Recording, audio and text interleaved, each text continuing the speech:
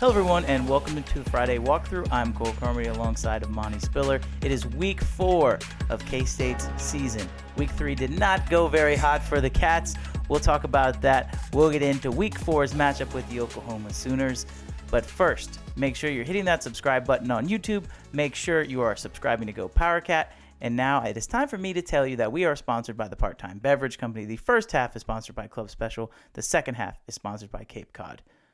Where do we even begin after last week's just debacle of the game? First of all, let me say, our predictions were not even close to being right. Not that anybody predicted this. You're right. Our predictions, you and I both were way off. Where do we start?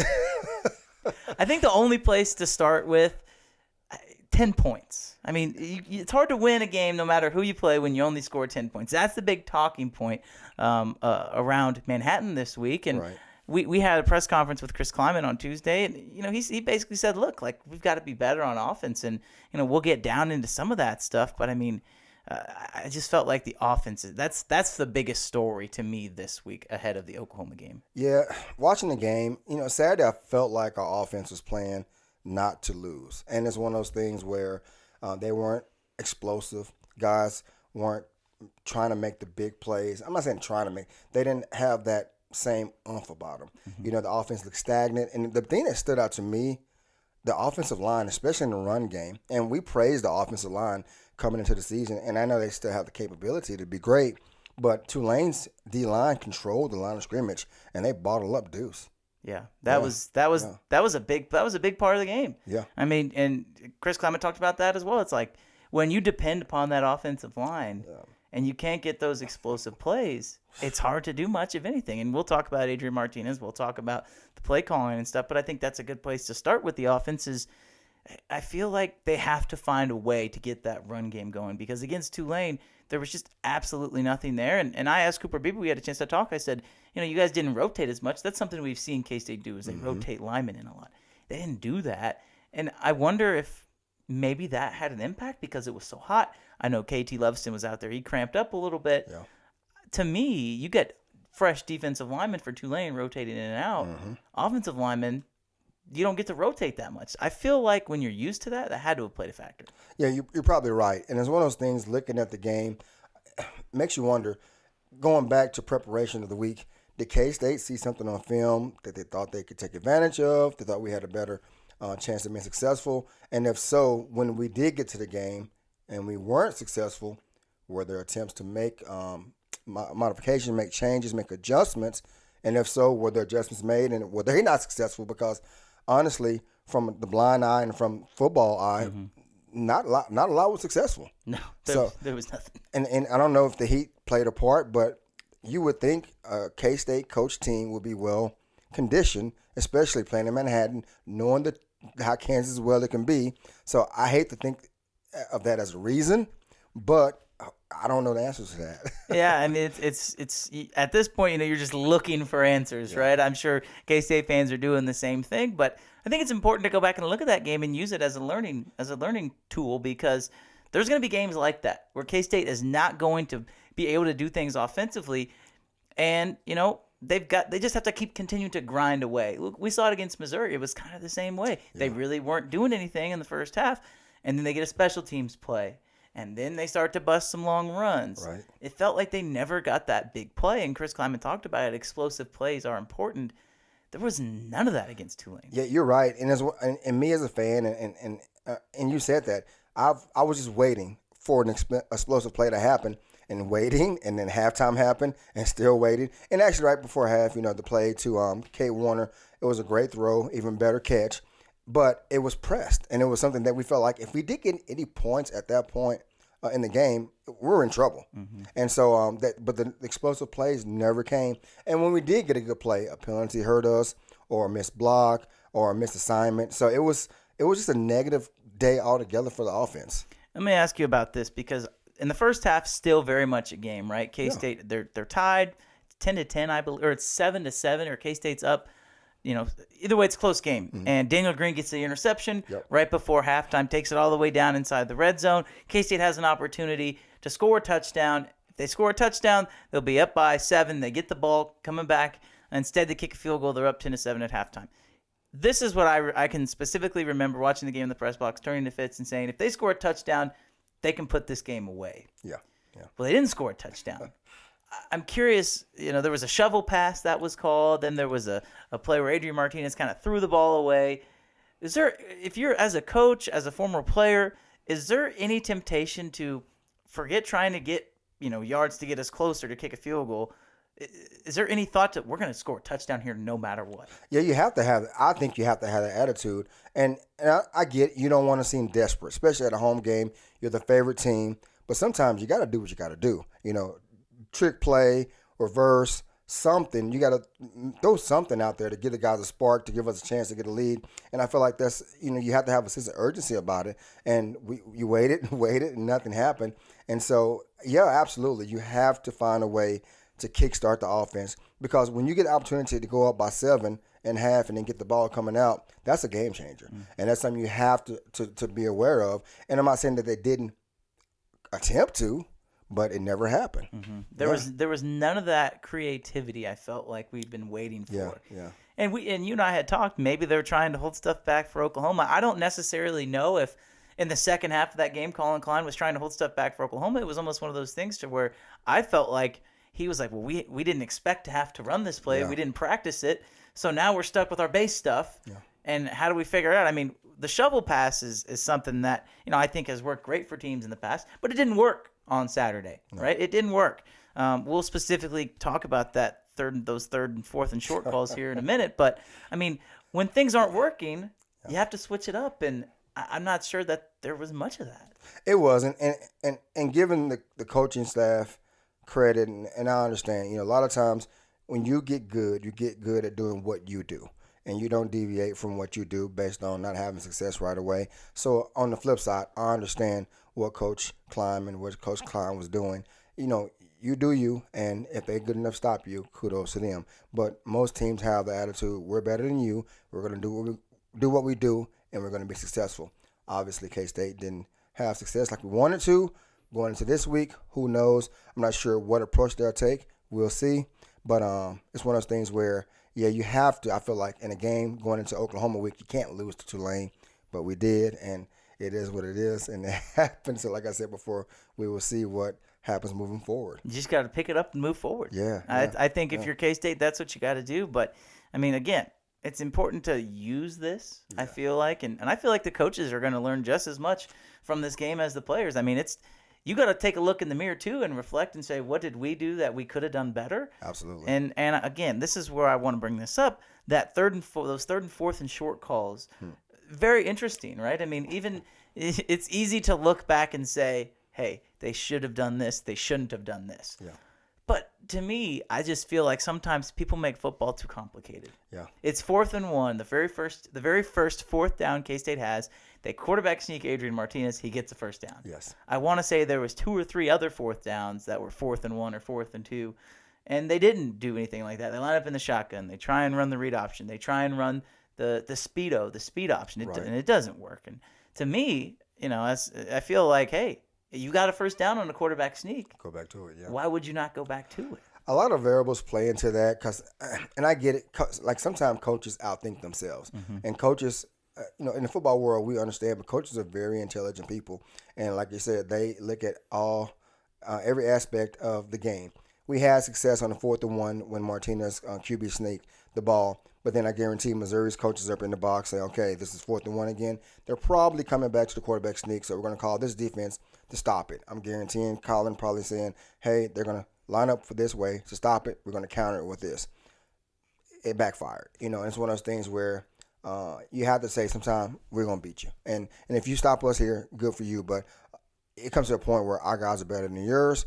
Tulane guys are better than ours that day, and unfortunately they got the win because of it. And it's almost like you said earlier. We're going to line up and do our stuff. Yeah. And if you stop it, congratulations. It was almost one of those things where maybe Colin Klein was thinking, okay, well, paralysis by analysis, right? That's kind of, I felt like what was going on. But, it's be impossible you can't put all of this on the coaching staff, obviously. Oh, yeah. Another hot topic has been Adrian Martinez and his play in the game. And, I'm fully of the belief that Adrian Martinez has swung from the quote-unquote turnover-prone quarterback at Nebraska to being too conservative at K-State. And I think, you ask him that, we've talked to him about it, and he acknowledges that that's true. So it's trying to find that happy medium. But against Oklahoma, I almost wonder if there is no happy medium. You need to push the ball down the field. You got to try and make big plays, because the quarterback that played against Tulane, the quarterback that was constantly checking the ball down, that's not going to win you any games in the Big 12. Yeah, he was playing not to lose, without a doubt. Anybody who watched the game, a fan of Tulane, a fan of K-State, he was playing not to lose. And like you said, I guarantee in the back of his head he was thinking, don't turn the ball over, because going into a big game like Oklahoma, he shouldn't be thinking ahead. But the fans, no matter who you are, you're going to read the media. You're going to hear what people say about you. You can try to block it out, but you're human. And that's part of being a quarterback at a major school in a major conference. But he played not to lose, and he didn't make the big plays. And think about it. He needs to go into Oklahoma with an attitude is, I'm throwing it around the yard. If I get an interception, so be it. I come back again and continue going, because you have to be competitive. If you look at some of the best quarterbacks that have came out of the Big 12, they have multiple interceptions, but they also have multiple touchdowns and multiple wins because they aren't afraid to make a play and put the ball in a position to let your best players go score touchdowns. And that's the attitude he has to have moving forward. One thing we didn't see against Tulane very much was the quarterback run game. Yeah. And to me, and I've gone back and forth on this, but I almost wonder if Colin Klein knows the type of toll that it takes on a quarterback's body, and he's shying away from that. Because he's a good coach. He doesn't want to ruffle the feathers of his players, so to speak. He's almost not calling those quarterback runs. And I think Adrian Martinez was so successful at Nebraska as being a running quarterback. Yes, you want Adrian Martinez to be a passing first quarterback, but I feel like just getting that extra blocker. I mean, how many times have we seen Deuce Vaughn be a lead blocker and just obliterate somebody, right? I mean, getting that extra blocker is huge. I feel like part of the reason K-State struggled offensively against Tulane is there was just no threat of the quarterback run game. No, you're right. You're right. And they focus in on Deuce. And when Deuce went out and DJ came in, he had success. And I'm not saying that he's a better back than Deuce. That's crazy right now. And nothing against the young man. His time will come. But it was almost like once Deuce was taken out, Tulane's defense, okay, we can't really focus on one guy now. We got to focus on other guys, and they had a little more success. But like you said, yeah, you have to put him in the run game because that does open up other options as well. Because I feel like Tulane basically didn't feel threatened by our deep game. They didn't feel threatened by the QB run game. And every time Deuce got the ball, he was getting hit in the backyard, in the backfield, or as soon as he got the ball 2 or 3 yards later, he was getting hit time after time. And they were good athletes. I'm not taking anything away from Tulane. Their coach did a great job of getting them prepared, and they played a good game. But you have to, it's a Big 12 time. You can't be conservative. You have to go out and show everything, including running Martinez. And he has the ability. We have to use him. One thing we haven't even talked about at all as we wind down here in the first half is the defense. I mean, I thought the defense played great. They did. They kept us in the game. Yeah. The defense did their job. 2 turnovers, 2 interceptions, potentially 3, one that was dropped late, but a great break on the ball. They did a great job of keeping us in the game. They were fast. They were physical. Tulane had a good offense. Their quarterback was athletic, and we kept them in check for the most of the game. And people fail to forget, we had them in 4th down situations multiple times. They had success. We didn't, and that kind of made a big deal about the game as far as the score later in the game. But our defense continues to play well. Looking at the first 3 games, outside of the late touchdown that Missouri scored, and we shut out South Dakota, we've given up 20 points.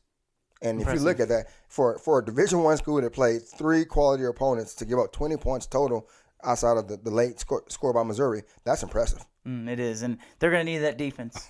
I mean, they're going to need that defense the rest of the season. But again, I'm of the belief that if this defense can continue to play at the level they're playing at, they're going to be in every single game they play. And honestly, does the loss to Tulane suck? Yeah, it does. Does it take some wind out of your sails? Sure, it does.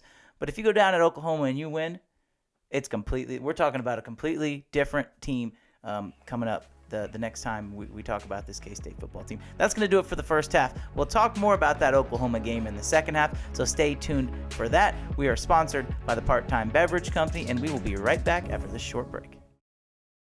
Welcome back to the Friday Walkthrough. I'm Cole Carmody alongside Monte Spiller as we get you set for K-State and Oklahoma. We are sponsored by the Part-Time Beverage Company. First half is sponsored by Club Special. This half sponsored by Cape Cod. Make sure you're hitting subscribe on the YouTube button, subscribing wherever you get your podcast, and subscribing to GoPowerCat.com as well.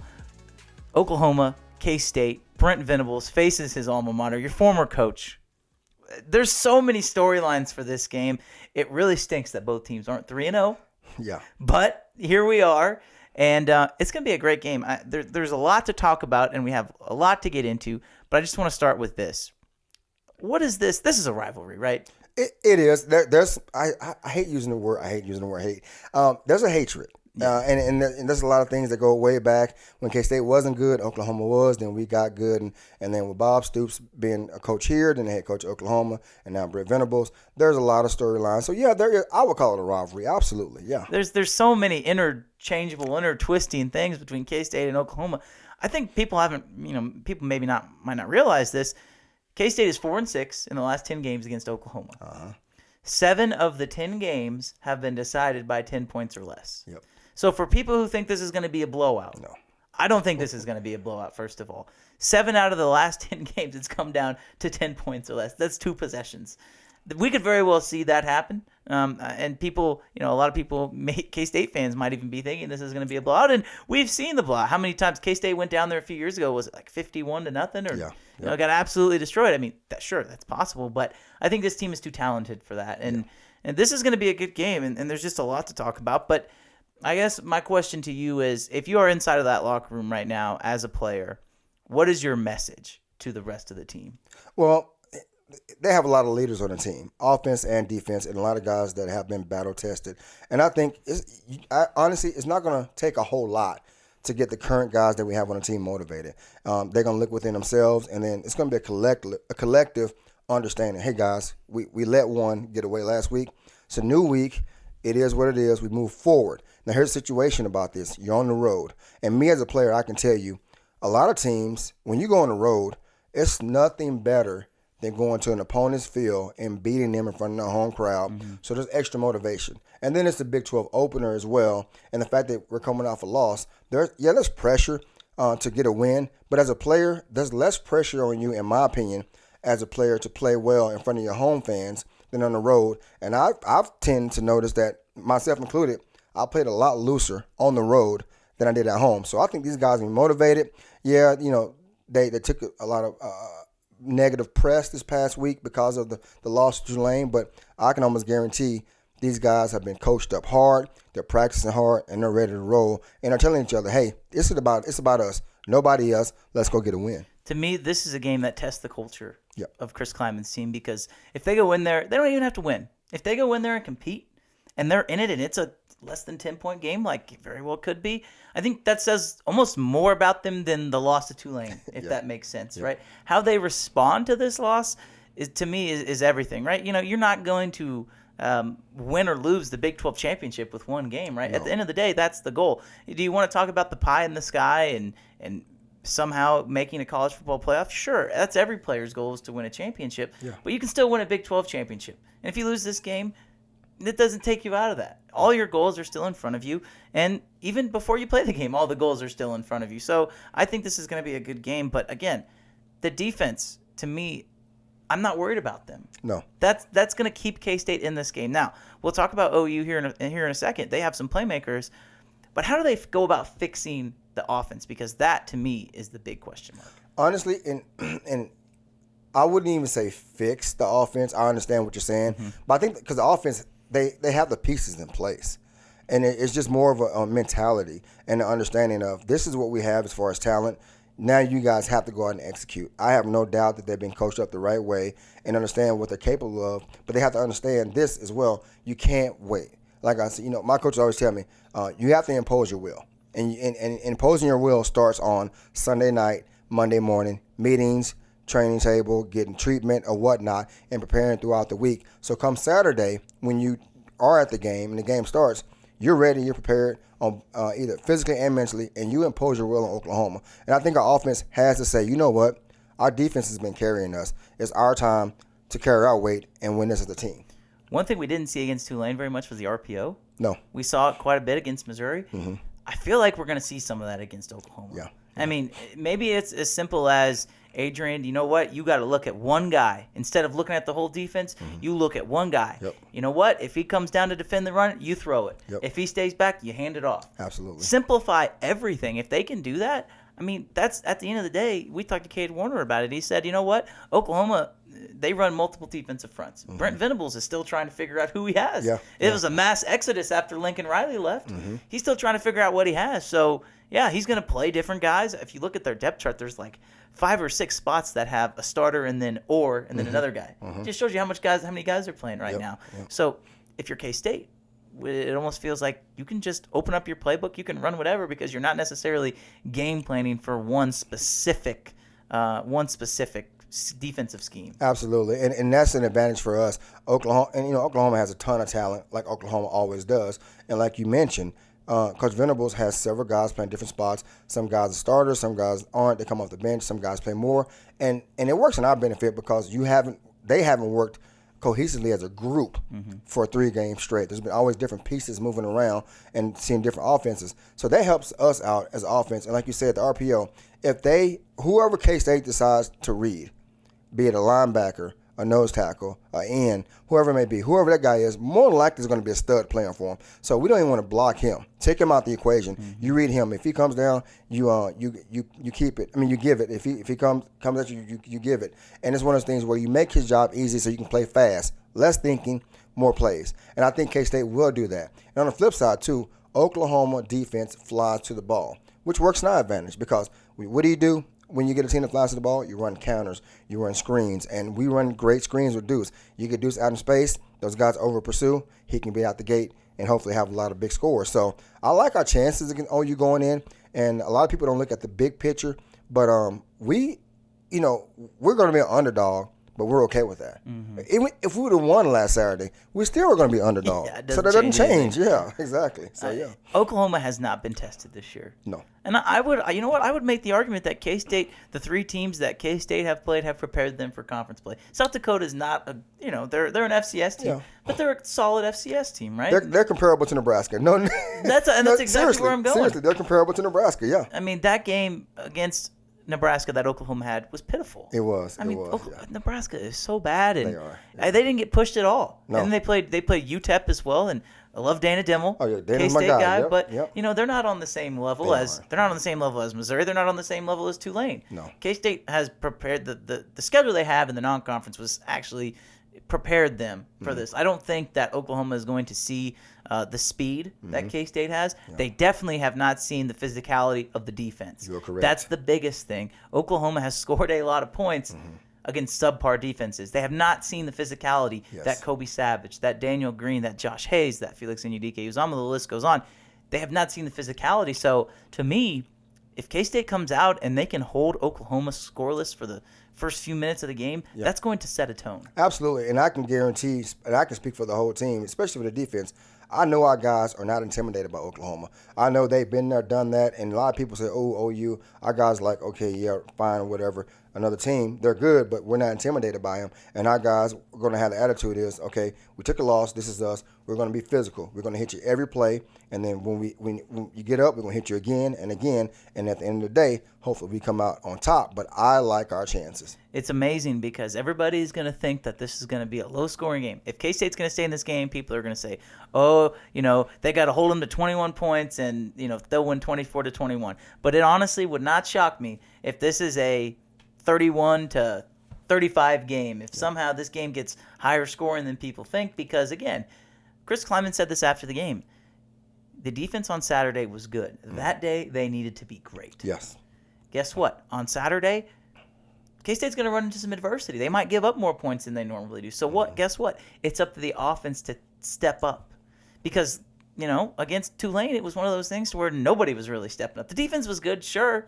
They did their job, but now it's the offense's turn to pick it up. I'm excited because I think K-State has an advantage on the defensive side of the ball simply because Oklahoma has not seen this defense. And the list goes on. I got my notes right here. Dylan Gabriel, obviously the quarterback for Oklahoma, UCF transfer. He's kind of a dual threat guy, but in fairness to him, he is not Spencer Rattler. He's not Caleb Williams. No. And he's not Jalen Hurts. Nope. And K-State has beaten Jalen Hurts and Spencer Rattler. Yep. So, I mean, again, if you're a K-State fan and you're sad about this loss, I get that.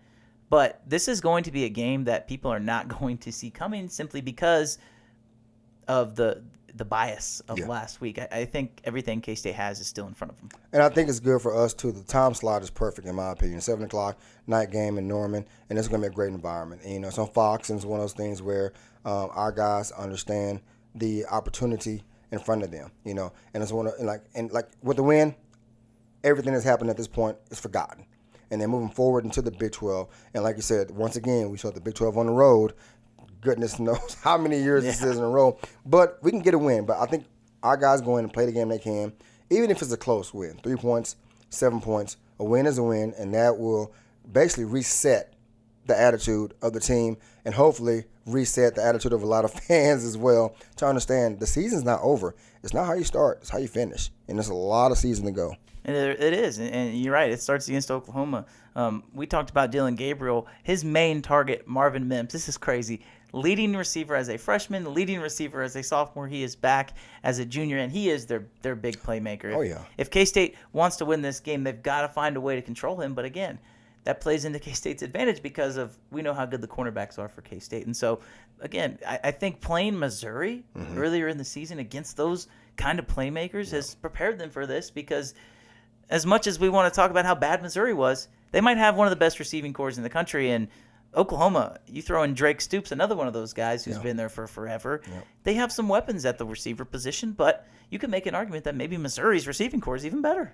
I would. I know Oklahoma schemes are better, but as far as receiving personnel, I would say as a whole, Missouri receivers are better. And, but what K-State sees Oklahoma, and like you mentioned, Drake Stoops, he's more of a slot guy, kind of shifty, but he knows what he's up against. He's seen us enough, and we've hit him often, and he understands that. And I guarantee he respects us as a team, and he respects the culture, obviously, because his dad was there and around for so many years, and uncle as well. But I like our chances in the pass game. Now, linebackers are good. We have to be great. Our DNs have to get pressure on the quarterback, and our schemes have to be good. But I believe that the team will be prepared, and Coach Klanderman and Coach Kleiman will have those boys defensively ready. Offensively, that's a little different, but defense, I think they'll be ready. That's the spot. I think that's the spot that if K-State's going to win this game, it's going to be because they're going to be solid, and the expectation is that they're solid on defense. Flipping it over to the offensive side before we finish up and give our predictions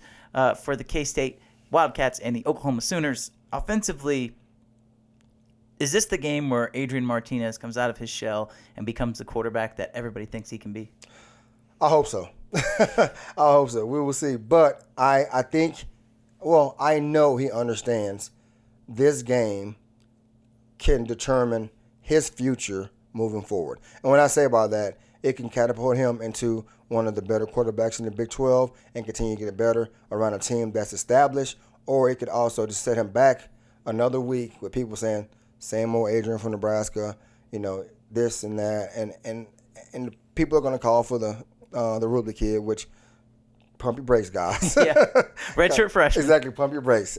I'm pretty sure he'll be good one day, but he's not ready. Yeah. So, but I think Adrian understands the task at hand, and he's mature enough to move forward and prepare for a game, and hopefully he's ready to shine because he has played Oklahoma before in a hostile environment, and he'll be ready. I think that's a big thing. He played at Norman last year. Yep. I mean, I think that's something. I asked him about that at the press conference. I'm like, is this a factor? He's like, well, guys have been asking me about it, and you know what? I'm of the belief that this K-State team still, like I've said so many times, has everything still in front of them. You know what? Even if they don't win, if they play well, you're 2-2, but you feel good about yourself because you know that you bounced back from that loss. And there's no such thing as moral victories in college football. You know that. I know that. It's about winning at the end of the day, but this feels like a game where K-State has to make some improvement just simply to wipe the slate clean and get the bad taste out of their mouth. Yeah, I hate the term, and I'm going to use it, but I hate the term a must-win.